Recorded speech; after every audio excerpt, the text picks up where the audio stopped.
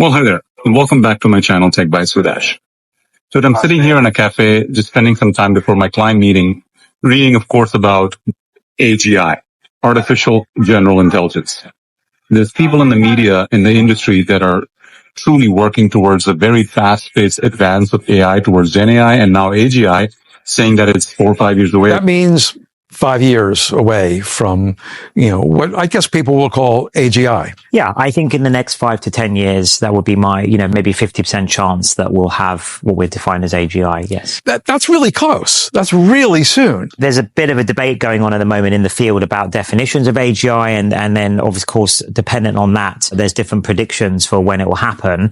We've been pretty consistent from the very beginning, and actually Shane Legg, one of my co-founders and our chief scientist, he helped define the term AGI back in, I think, early, 2001 type of time frame. And we've always thought about it as, a system that has the ability to exhibit sort of all the cognitive capabilities we have as humans. You saw the little snippet from Dennis Hemsworth in Google DeepMind. I think beautifully put by Sam Altman was that it's 1,000 days away. It's not too far. But the question that everyone begs to understand is, what is intelligence?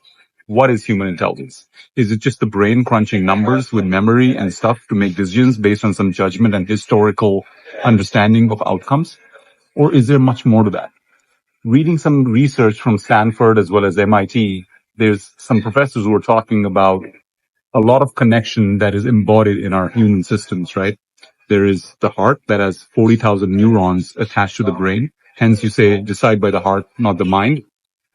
Also, the gut, which is your intestines, have almost 40 million neurons connected to the brain, and hence people talk about gut instinct. So human beings make decisions not just by crunching numbers, by data, but also by a lot of other things that happen that we label emotion. We also label it as instinct. So clearly, there's a lot to be done in this area.